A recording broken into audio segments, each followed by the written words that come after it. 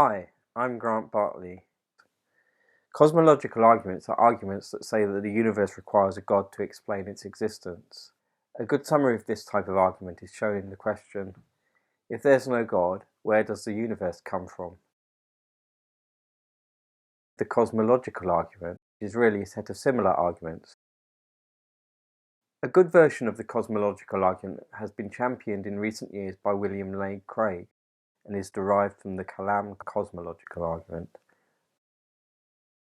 The Kalam argument was originally advanced by Muslim theologians in the 9th century AD. The fact that this was originally a Muslim argument shows that cosmological arguments could be equally used by all monotheisms and perhaps Hinduism and other polytheisms too, as long as they feature a self-creative creator being. The first part of the argument as Dr. Craig presents it goes like this. 1. Everything that begins to exist has a cause. 2. The universe began to exist. 3. Therefore, the universe has a cause.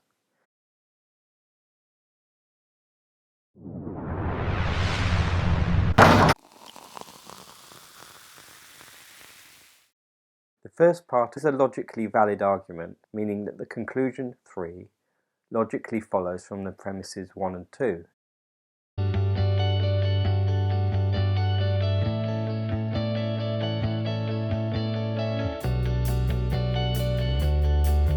It is, however, disputable whether the premises of the argument are true. I think they are, and that therefore this is a good argument, as well as a logically valid one. First, everything that begins to exist has a cause. To say, for instance, that the universe came into existence for no cause or reason boils down to saying that there is no explanation for the universe's existence. If you think it's better to believe that there is no rational explanation, for instance, for the universe, rather than believe that there is a rational explanation for it, then you cannot claim you're being rational.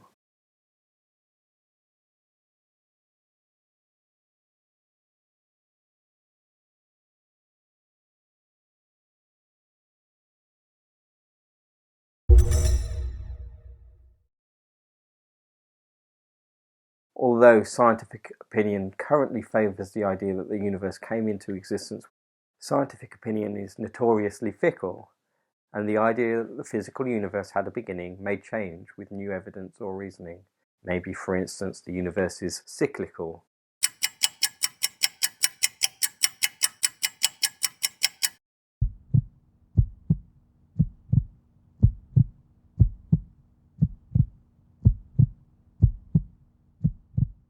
Nevertheless, we can say that we currently have the best reasons to believe that both these ideas are true.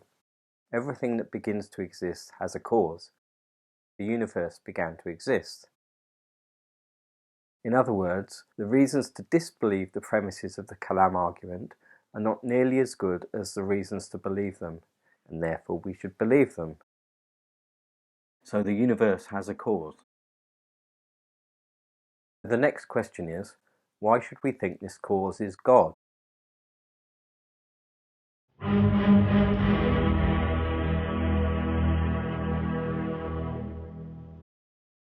Now, one popular atheist alternative says that the cause of the existence of the universe is the laws of quantum mechanics, in particular Heisenberg's uncertainty principle. The quantum argument goes like this. 1.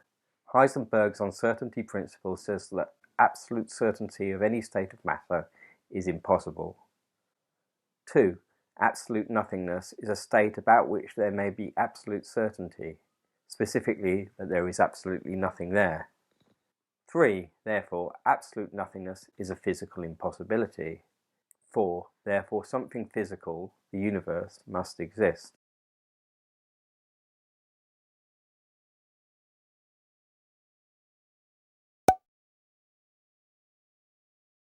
Now, the most obvious objection to this is that when we want to know why anything exists, this does not just include the physical world, but everything.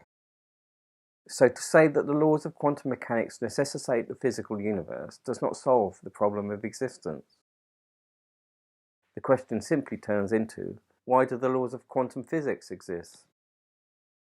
And if these laws are to be explained in terms of some higher laws, for instance of mathematics or logic, then we would be bound to ask, why do the higher laws exist?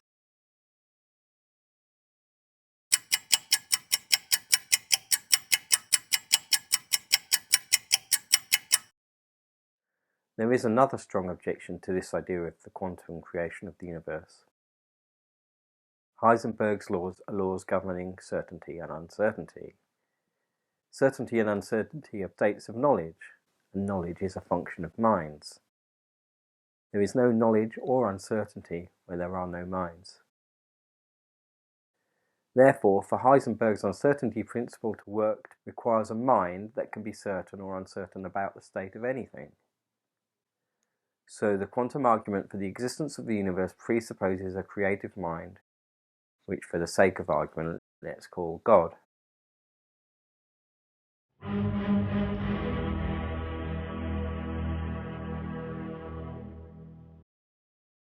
The universe has a cause.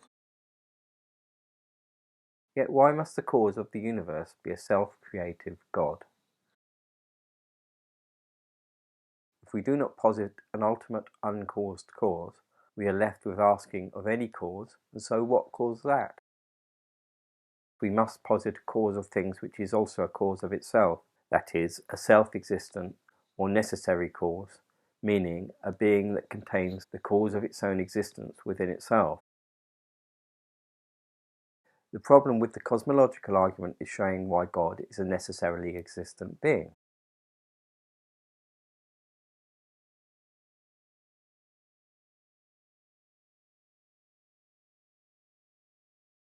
Necessary truths are ideas that cannot not be true. The primary example is the law of non-contradiction, which unsurprisingly says that literal contradictions are logically impossible. An Aristotelian formulation of this law is, it is impossible for the same thing to both be and not be at the same time in the same sense.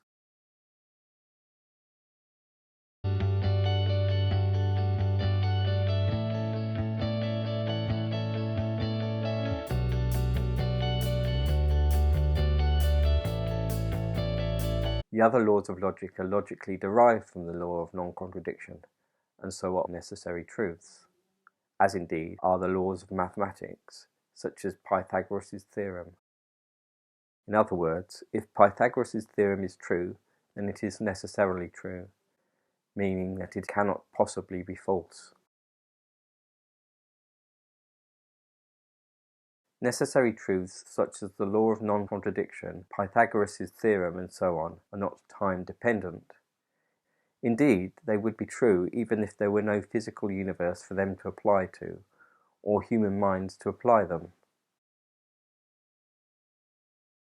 Now I want to apply this fact to show why God is a necessarily existent being, and so is the uncaused cause of everything that has come into existence.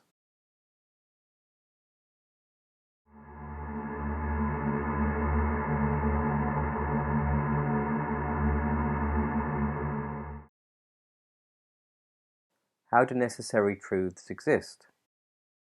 Necessarily and eternally, yes. But we might ask, don't truths exist when they're being considered by a mind? We can combine these ideas to say that if minds are needed for abstract ideas to exist, yet some ideas are eternally true, this necessitates the eternal existence of a mind.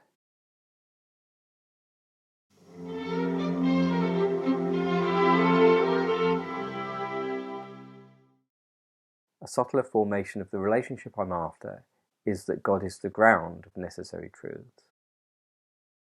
God being the ground of, say, the law of non-contradiction means something like the law of non-contradiction has its truth in God, or, in somewhat oversimplified terms, that the eternal truth of the law of non-contradiction is part of what God is.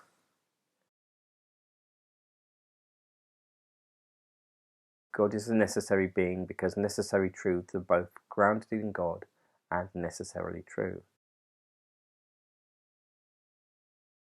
The same argument can't apply to the physical universe because the laws of logic and mathematics are not physical things, but rather non-physical truths which have reality when minds are aware of them.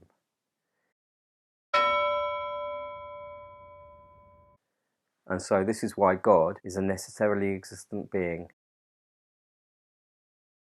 Therefore, God exists.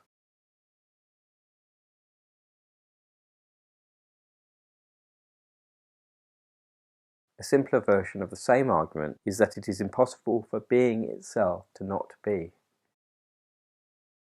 Being itself must be, but God is the ground of being.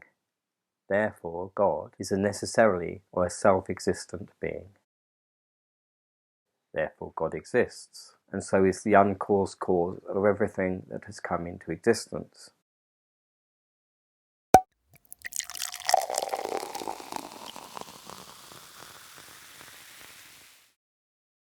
For some versions of the cosmological argument, we don't need the universe to have a beginning.